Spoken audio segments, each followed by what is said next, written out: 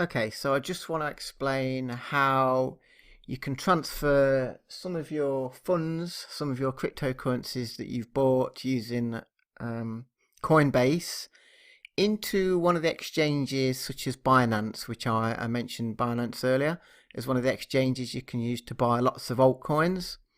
So I've created a Binance account at Binance.com. The process is fairly similar to creating the Coinbase account. You'll need some ID, your login and your password, etc. But once you're in, what I've done is I've gone to my funds and balances screen, and I've filtered on Litecoin. So you can see my Litecoin balance here.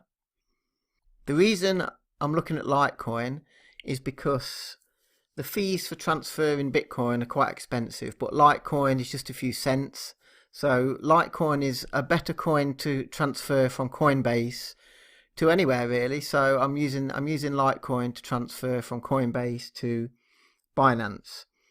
Okay, so what I'd have to do if I want to transfer some, I need to tell Binance that I'm going to deposit some money. So I go into deposit. Okay, and what's very important is I've got a Litecoin deposit address here. Now this is where I send the Litecoin to from Coinbase.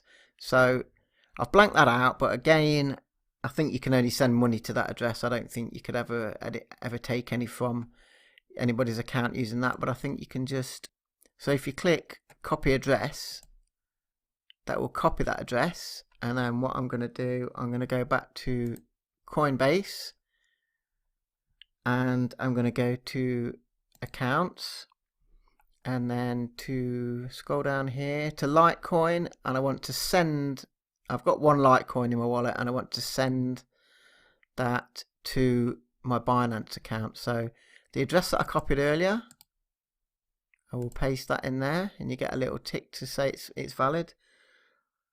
What I want to make clear here is that when I'm just going to go back to Binance, make sure that when you send in any coin that you send it to the correct address type. So never send Litecoin to a Bitcoin address, or Ethereum to a Litecoin address.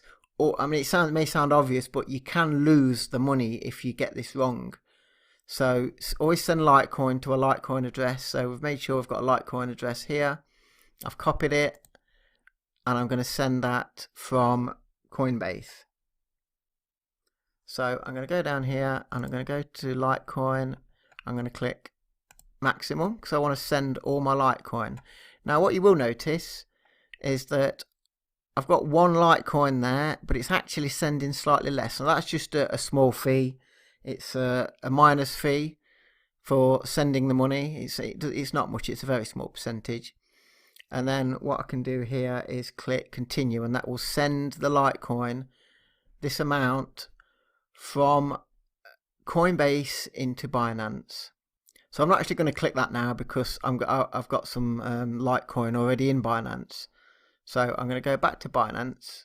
If I did click that, by the way, it would take maybe 5-10 minutes for the funds to appear in Binance.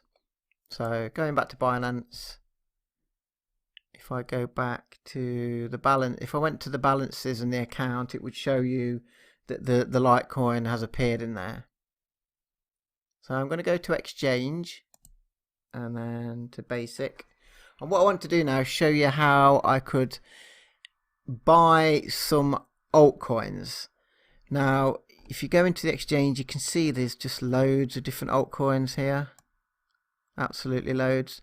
Now, you can only buy altcoins using Bitcoin, Ethereum, the Binance coin, or USDT. So really we want to convert our Litecoin into Bitcoin. So there's a lot of currency conversions going on here. Luckily it's quite cheap to convert between currencies and buy and sell. So what I'd need to do is sell my Litecoin to get some Bitcoin. So I'm going to show you how to do that. So I want to sell at the market value. So I go down here. So what I've already done, I've clicked on, I just want to go back a little bit to just so it's clear what I did. So I look for the Litecoin Bitcoin pair, so I can buy and sell Litecoin now. So I'll go down here and I want to sell my Litecoin to buy Bitcoin, and because it's a Litecoin Bitcoin pair, that means I will get Bitcoin when I sell the Litecoin. So I'm going to put the maximum amount in there. I can do that.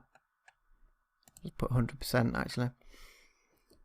So I'm not actually going to sell Litecoin because I've already got some Bitcoin that I can show you how to buy the other alternative coins.